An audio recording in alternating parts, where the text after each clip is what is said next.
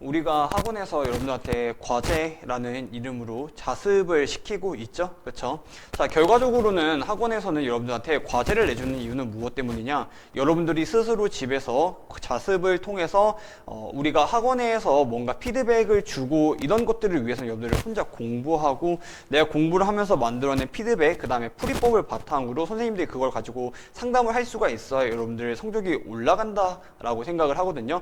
그래서 기본적으로 여러분들이 집에서 자습을 어느 정도 해 오셔야 선생님들도 원활한 피드백이 가능합니다. 그래서 사실은 우리는 이제 과제라는 이름 아래에 여러분들한테 자습을 강제하고 있다. 그렇죠? 자, 그러면은 결과적으로 여러분들이 자습을 한다라는 것, 곧 리트 공부를 한다라는 건데요. 이제 우리가 매년마다 본고사가 끝나면 이 본고사 결과에 대해서 성적 나온 것들을 보면서 우리가 뭐가 부족했다 또는 뭐를 조금 더 보완했으면 좋겠다라고 이제 항상 생각을 하고 있어요. 제가 이번 25년도 리트가 끝나고 나서 가장 많이 생각한 지점은 무엇이었느냐? 이 과제 부분도 우리가 조금 더 잘 효율적으로 배치를 하고 뭔가 좀 체계적으로 정리를 해놓으면 아이들이 공부를 함에 있어서 조금 더 많은 효율성을 담보할 수 있지 않을까라는 생각이 들었습니다. 그 이유가 무엇 때문이냐? 결과적으로 이제 이 자습, 그러니까 리트 공부라는 것 자체는요, 항상 결과물이라는 흔적이 남을 수밖에 없어요. 그렇죠? 그래서 여러분들이 학원에 등원을 하게 되면 우리가 이제 그 여러분들의 결과물들을 보면서 이제 공부를 어떻게 했구나, 실제로 공부가 효용이 있었구나, 공부한 것들이 성적에 유입이 되겠구나라는 이제 평가를 내리게 되는데요. 여기서 이제 굉장히 중요한 거를 제가 이제 발견을 했습니다. 발견한 게 무엇이냐? 여러분들의 결과물, 과제 결과물이 생각보다 큰 차이가 없다라는 거예요. 큰 차이가 없다는 게 무슨 말이냐? 우리 기본적으로 리트 공부는요, 기존의 암기형 공부랑은 좀 많이 결이 다릅니다. 그렇기 때문에 여러분들이 암기형 공부처럼 단순히 문제만 풀고 강의만 보고, 그쵸? 채점하고 해설지만 보면요, 성적은 거의 오르지 않습니다. 결과적으로는 리트 공부는 적성시험이기 때문에 적성시험에 맞게 능동적이고 효용성이 담보된 공부를 해야 성적이 오르는 기전으로 이루어져 있는데요. 놀랍게도 정말 암기식으로 공부를 해온 친구들과 능동적으로 공부를 해온 친구들과 사이에는 이 결과물에 별반 큰 차이가 없다라는 거예요. 자, 왜 그런 문제가 발생하느냐?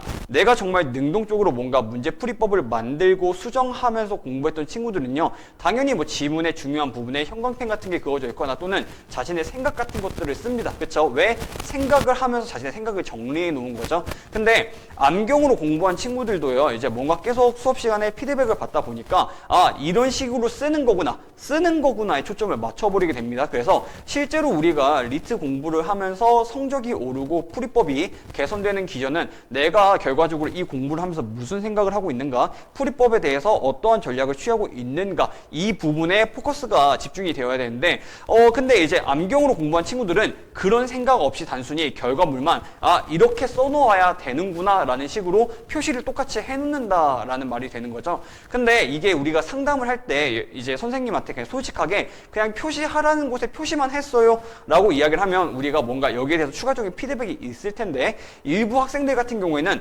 내가 능동적으로 공부를 하고 있는지 또는 능동적이지 않게 공부를 하고 있는지 이 분간이 안 가기 때문에 진술에 오류가 있을 수밖에 없습니다. 근데 가장 중요한 건 뭐냐? 선생님들이 그거를 알아챌 수가 없다라는 게 가장 큰 문제가 되는 것 같아요. 자, 그 이유는 이제 정말 뭐 간단하게 정리가 가능하겠죠. 내가 능동적으로 공부를 하고 있으면 생각이라는 걸 하는데, 사실 능동적이지 않게 공부를 할 때도 약소한 생각이라는 걸 합니다. 하지만 우리가 단 한 번도 능동적으로 공부를 해보지 않았기 때문에 이게 정말 효능이 있는 공부 방법인지 아니면은 효과가 없는 공부 방법인지 가늠하기에는 굉장히 애로사항이 많다라는 거죠. 근데 이제 선생님들 입장에서는 우리가 상담을 할 때 우리 눈 앞에서 이 친구가 과제를 하고 있고 공부를 하고 있는 게 아니기 때문에 결과물만 보고 판단을 하게 되고, 그 다음에 그 결과물을 평가하기 위해서 우리가 거기에 대한 진술을 요구를 하는 거거든요. 근데 거기서 진술이 능동적으로 생각을 했어요가 나와버리게 되면 둘 다 결과물이 똑같기 때문에 암기식으로 공부한 친구도 우리가 암기식으로 공부를 하고 있구나 라는 생각을 하지 못하고,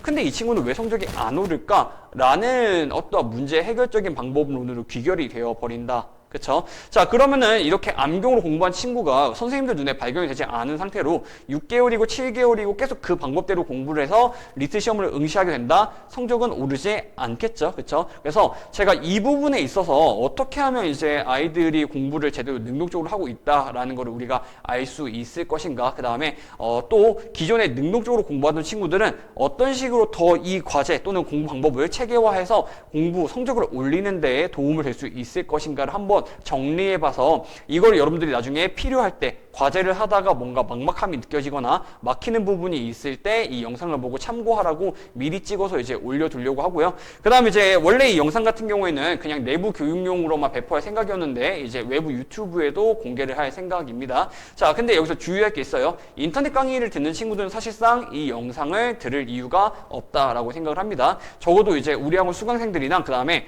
독학하는 친구들까지는 어느 정도 이 영상에서 여러분들이 도움을 받아갈 수 있는 지점이 명백히 있을 거다라고 생각이 들고요. 자, 그럼 첫 번째로 공부를 우리가 적성시험답게 한다라는 점에 초점을 맞췄을 때 우리가 어떤 식으로 이제 공부를 해야 되는가, 여기에 대해서 뭔가 한번 차례대로 얘기를 해보도록 하겠습니다. 일단 첫 번째로요, 리트 시험의 특징에 대해서 먼저 얘기를 하고 넘어가고 싶어요. 우리 이 리트 시험은요, 적성시험입니다. 그렇죠? 적성시험이에요. 자, 이 적성시험은요, 우리가 지금까지 봐왔던 암경시험과는 굉장히 큰 차이점을 가지고 있다라는 점을 좀 알아두셨으면 좋겠어요. 이 적성시험 같은 경우에는요, 되게 재밌는 게 뭐냐면 기존에 우리가 봐왔던 시험들은 다 어때요? 초등학교, 중학교, 고등학교, 대학교 다 우리는 어떠한 개념을 외우고 뭔가 지문을 외우면 당연히 그게 문제로 출제가 됐고 그것들을 많이 외우기만 하면 바로 성적으로 귀결이 되는 시스템이었어요. 우리가 평생 동안 해왔던 모든 교육들이 대부분 다 그렇게 구성이 되어 있죠. 하지만 우리 리트 시험을 직접 풀어보고 공부해보니까 어때요? 실제로 한 번 나왔던 뭐 문제 유형, 지문의 소재라든지 선지 같은 것들은요, 웬만하면 두 번 다시 나오지 않습니다. 그쵸? 여러분들이 암기해봤자 공부를 통해서 얻을 수 있는 지점이 간접적으로 도움을 받을 수 있는 부분이 한정적으로 존재하긴 하지만은 실제로는 그게 리트 공부에 해당하는 부분은 아니라는 이야기가 되는 거예요. 자, 그러면은 적성시험은요, 결과적으로 우리의 문제 해결 능력과 사고력을 테스트하기 위한 시험이지 암기력을 테스트하기 위한 시험은 절대로 아니다라는 이야기가 되는 겁니다. 따라서 내가 공부를 할 때 기존에 공부를 하던 것 같이 단순히 문제를 많이 풀고 강의를 많이 보고 책을 많이 읽고 많이 채점하고 틀린 거 위주로 오답노트를 정리해서는 성적이 거의 오를 일이 없다라는 이야기가 되는 거고요. 내가 정말 리트 성적을 올리고 싶어서 학원을 다니고 그 다음에 독학을 한다라고 한다면요, 항상 주요하게 생각하셔야 될 게 능동적으로 메타 인지를 이용해서 문제 풀이법을 수정시키는 방향으로 공부를 하고 있어야 여러분들이 성적을 제대로 올릴 수 있게끔 올바른 방향대로 공부를 하고 있구나 라고 생각할 수가 있다라는 겁니다. 자, 그렇다면 우리 뭐 약간 격가지로 이 얘기도 한번 해볼게요. 자, 그러면 우리는 왜 암기식으로 공부를 할까요? 그 이유는 간단합니다. 아까도 말씀드렸다시피 대한민국 공교육 체계는 언론에서 뭐라 그렇죠? 암기형 공부는 곧 주입식 교육이고, 그렇죠? 그 다음에 단순하게 그냥 책만 계속 외우게끔 해서 생각할 수 없는 인재를 만든다라고 이야기를 하죠. 그렇죠? 뭐 그렇게 된 이유가 있기는 하지만은, 자, 우리가 평생 동안 공부를 그렇게 해왔기 때문에요, 우리한테는 그게 일정한 공식으로 자리 잡아 있는 거예요. 어떠한 공식? 내가 무언가 공부를 한다, 시험을 본다. 그렇다면 기본서를 읽고 기출문제를 풀고 그거를 달달 외울 때까지 열심히 공부를 해서 암기를 하며 성적이 오르는구나. 그렇죠? 하지만 제가 계속 말씀드리고 있죠. 이 시험은요, 적성시험이에요. 그렇죠? 전문직 자격사 시험, 뭐 대학교 시험 이런 것들 다 외워서 보는 시험들, 단순하게 인풋으로 절대적 시간을 많이 투입하면 아웃풋으로 성적이 나오는 시험과는 굉장히 큰 차이가 있다라는 이야기가 되는 거고요. 그렇기 때문에 여러분들이 단순히 시간만 많이 들여서 양치기를 해버리게 되면요, 간접적으로 도움을 받을 수 있는 여지가 살짝은 있으나 실제로는 도움을 받기는 굉장히 어렵다라는 이야기를 드리고 싶습니다.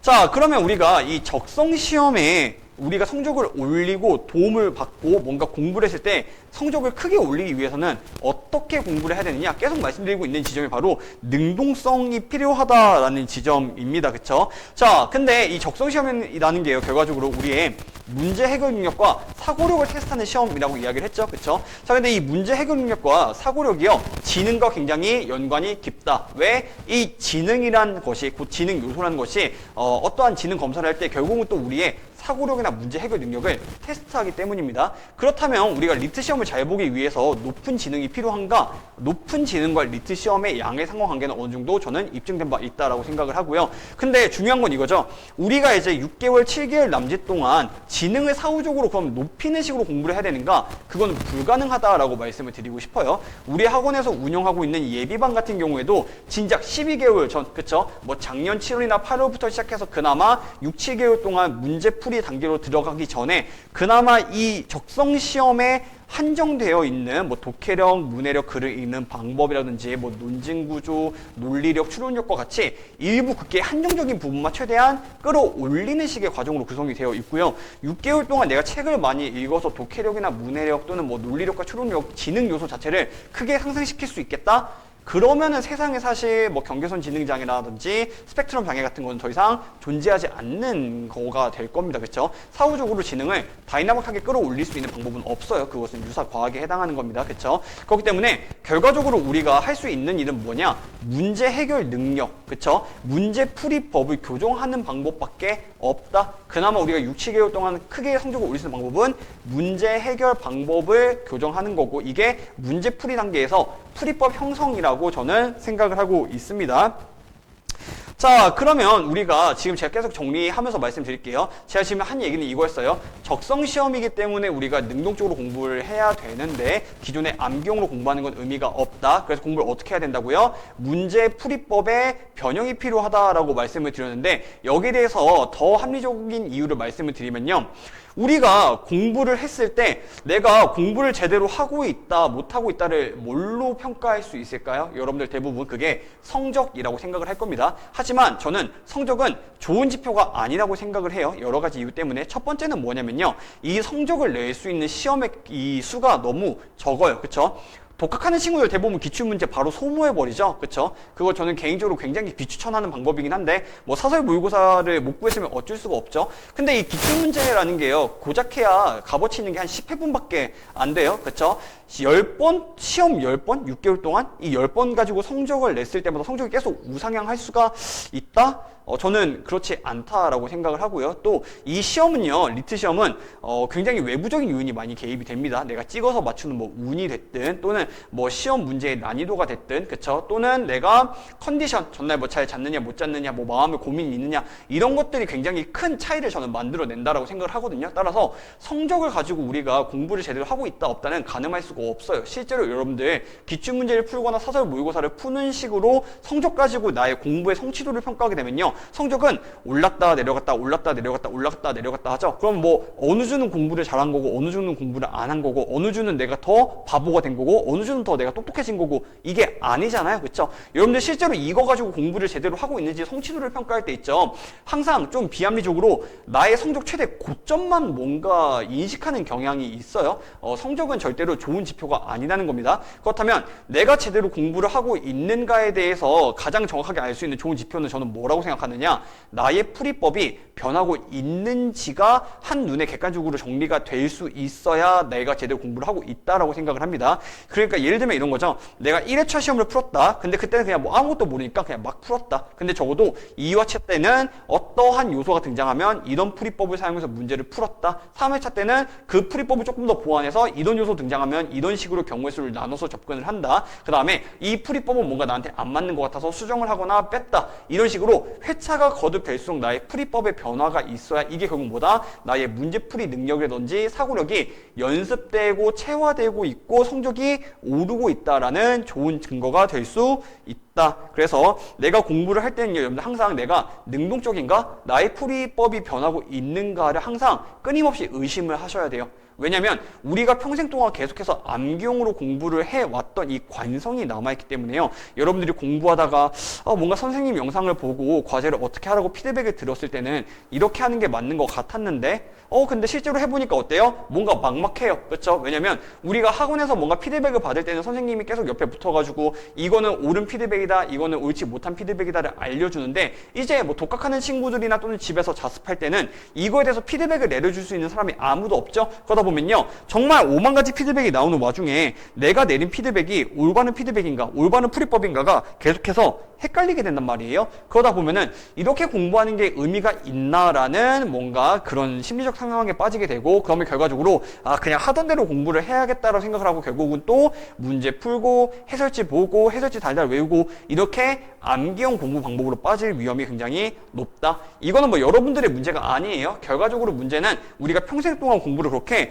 암기형으로 해왔기 때문에 자연스러운 관성에 의해서 내가 계속 의심을 하고 스스로 주의 집중하지 못하면은 그렇게 빠져 들어갈 수밖에 없는 거기 때문에 우리가 매주 매일마다 내가 오늘 능력적으로 공부하고 있지는 않았는가에 대한 반성이라든지 점검이 끊임없이 필요하고, 그거를 점검하는 가장 좋은 방법은 뭐다? 결국은 내가 문제 풀면서 어떤 생각했는지, 어떤 사고했는지, 그리고 나의 풀이법이 어떻게 변하고 있는지가 정리가 되고 있느냐라는 것입니다. 자, 근데 제가 그럼 지금 결과적으로 얘기를 하는 게, 여러분들이 뭔가 문제들을 소모를 해서 공부를 할 때 올바른 공부 방법, 성적이 오르는 이 상승의 요인은 풀이법이 변하는 거다라고 얘기를 하고 있는 거잖아요. 그쵸? 자, 그러면은 우리하고 수강생들은 문제가 안 되는데 독학하는 친구들은 이거를 잘못 이해하면 좀 문제가 클 수도 있을 것 같아요.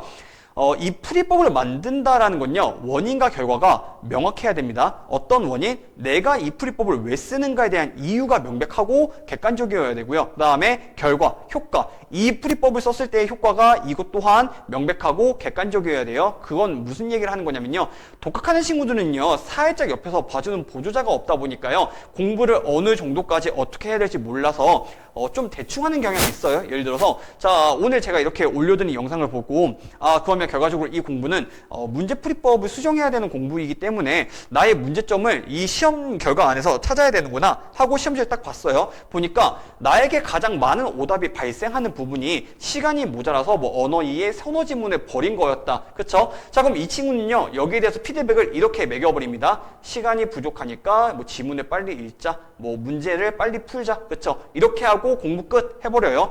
이거는 공부가 절대 아니다라고 말씀을 드리고 싶어요. 적어도 우리 학원에서는 피드백을 내릴 때 어떤 식으로 과제에 대한 피드백을 내리느냐, 이제 우리는 이런 식으로 채점을 했을 때요, 내가 틀린 문제에 대해서 여러 가지 문제 가설을 세워요. 내가 이 문제를 왜 틀리게 되었을까에 대해서 뭔가 직관적으로 생각이 드는 거 하나가 아니고 가설을 여러 개를 내본다라는 이야기입니다. 그리고 선생님들이 피드백 세션에서 상담 붙어가지고 그 중에 가장 합리적인 선택지가 뭔지, 그 다음에 우리가 제3자로서 이 학생이 문제 푸는 거 봤을 때 어떤 게 문제였을 것 같았는지 짚어주는 거죠. 그렇죠? 그러면 그 문제 가설을 바탕으로 우리가 해결 가설도 세웁니다. 그렇다면 그 문제를 어떻게 해결할 수 있을까? 어떤 풀이법으로 보완할 수 있을까? 이것조차도 우리가 여러 개를 오랜 시간 동안 생각을 해서 그 중에서 하나를 같이 협의하에 골라서 풀이법을 형성하게 됩니다. 그렇죠? 그래서 우리가 뭔가 시험 한 회차에 대해서 피드백이 나올 때까지 걸리는 시간이 최소 일주일에서 많게는 4주까지가 걸려요.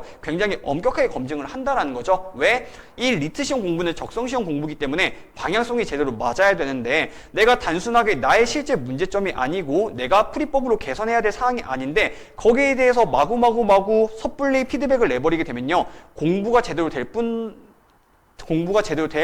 리도 없을 뿐더러 심지어 내가 허투루 시간만 날리는 결과가 될 수 있다는 거죠. 따라서 독학하는 친구들 같은 경우에는요, 피드백을 내릴 때 제가 계속 말씀드리고 있죠. 원인과 결과, 그렇죠? 내가 이 풀이법을 왜 사용하게 되었는가라는 이유가 명백하고 객관적이어야 되고요. 또 두 번째, 그래서 이 풀이법을 사용했을 때 효과가 객관적이고 명백한지에 대해서도 잘 생각을 해보셔야 될 것 같습니다. 자, 그리고 이제 그래서 그 구체적인 방법에 대해서는요, 오늘 이 영상에서 얘기하진 않을 거고요. 다음에 계속 이제 차근차근 정리해서 올려드릴 건데요. 오늘 그래서 간단하게 좀 개론부에 해당하는 내용들을 많이 이야기하고 있습니다.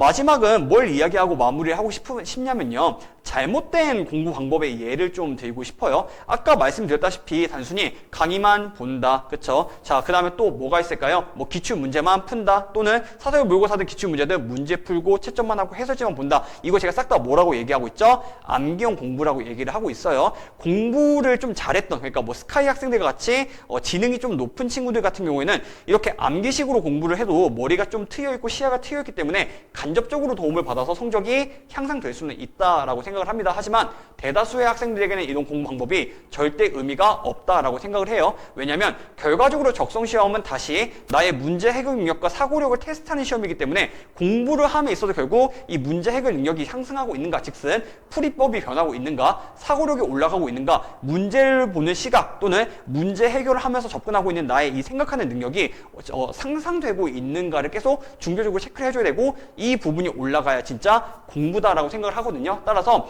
양치기는 웬만하면 이유가 있는 게 아니라면은 저는 절대로 여러분한테 유익하지 않고 단순히 여러분들한테 뭘 준다? 내가 공부를 하고 있다는 심리적 위안을 준다라고 얘기를 강력하게 하고 싶습니다. 그래서 여러분들 잘 생각해 보세요. 물론 이런 식으로 공부를 하는 게 머리가 아프고 짜증나고 뭔가 심리적으로 거부감이 들 수가 있어요. 근데 여러분들 지금 공부 왜 하는 거예요? 여러분들 법학전문대학원 로스쿨 가고 싶어서 공부하는 거죠. 그쵸? 성적 올리기 위해서 공부하는 거 아니에요? 그쵸? 그러면요, 내가 어쨌거나 성적을 올려서, 리트 성적 올려서 로스쿨 갈 수 있다고 한다면요, 나한테 심리적인 거부감이 들든 이 방법이 어렵든 어쨌거나 시도를 해봐야 되는 거라고 생각을 합니다. 그냥 내가 이게 머리 아프고 귀찮아서 내가 원래 하던 대로 공부를 하겠다? 그 말은 무슨 말이랑 똑같냐면요, 나는 로스쿨에 들어갈 생각이 없다. 나는 그냥 내가 로스쿨에 들어가는 준비생으로서의 지위를 즐기고 싶다. 나는 그냥 공부를 내 맘대로 하면서 내가 공부를 하고 있다라는 이 마음의 위안을 얻고 싶다라고 눈 가리고 공부를 하는 것과 똑같다라고 생각을 합니다. 그래서 다소 방법이 어렵고 체화하기가 어렵다고 하더라도 여러분들 계속 제가 말씀드리는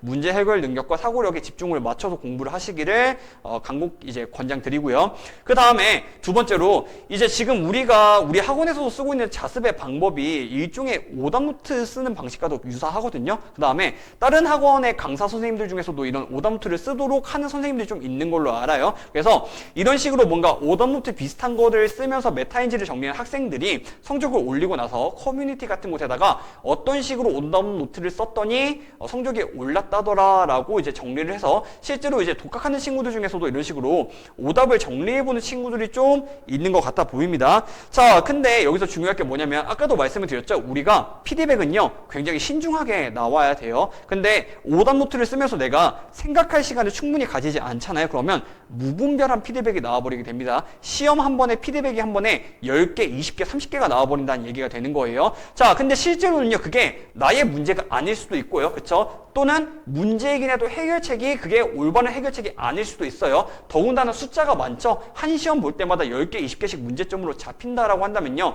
우리가 그 시험을 보고 그 피드백을 가지고 풀이법을 만들었을 때 그 풀이법이 나에게 맞는 정상적인 풀이법이라고 이야기하기는 어려울 것 같고요. 그리고 또 그렇게 풀이법을 형성해 나가게 되면요, 점점 성적은 오르고 단점은 줄어들어야 되는데 무분별하게 피드백이 나오게 되다 보니까 무한정 나에게 문제가 있다라는 결과밖에 안 나오게 된다는 거죠. 그래서 오답노트 작성 같은 거 하실 때도 여러분들 조금 더 신중하게 피드백을 내보셔야 될 것 같고요. 그 다음에 이제 마지막 세 번째로, 우리가 이것 또한 암기형 공부의 약간 폐해입니다. 우리 암기형 공부는요, 인풋에 비해서 아웃풋이 꽤 확실해요. 그렇죠? 내가 공부한 것들이 바로 가시적으로 보여진다라는 이야기예요. 그래서 여러분들 공부할 때도 항상 암기형 공부할 때는요, 항상 뭔가를 씁니다. 항상 뭔가를 쓰고 뭔가 결론을 정리하고 뭔가를 계속 이 개념들을 정리하고 있죠. 그렇죠? 그래서 우리가 만약에 10시간을 공부한다라고 한다면 10시간 중에 한 9시간 정도는 뭔가를 계속 쓰고 있어야 된다고 생각을 하는데 실제로는 그렇지 않습니다. 실제로는 어떤 식으로 공부를 해야 되느냐, 10시간 중에 쓰는 시간은 1시간만 있어도 돼요. 적어도 적성시험에서는 9시간은 아무것도 안 써도 좋아요. 아무런 결론이 나오지 않아도 좋습니다. 9시간 동안 계속 내가 이 문제를 어떻게 접근했어야 됐지? 내가 왜 틀렸지? 이 문제를 어떻게 하면 맞출 수가 있었지? 가설들을 생각해보는 단계로도 저는 충분히, 그리고 그게 오히려 뭔가를 쓰고 정리하고 문제를 푸는 것보다 훨씬 더 여러분들한테 유익한 시간이 된다라고 생각을 합니다. 자, 그러면 오늘은 이런 식으로 간단하게 우리가 앞으로 어떻게 리트 공부를 해야 되는지에 대한 개론을 한번 이야기를 해봤고요. 그렇죠? 다음부터는 이제 우리가 뭔가 단계를 나누고 체계적으로, 그래서 우리가 언어의 추리논증, 어떤 식으로 자습을 해야 성적으로 올릴 수 있는 공부 방법이 될 수 있겠다에 대해서 차근차근 얘기를 해볼 생각입니다.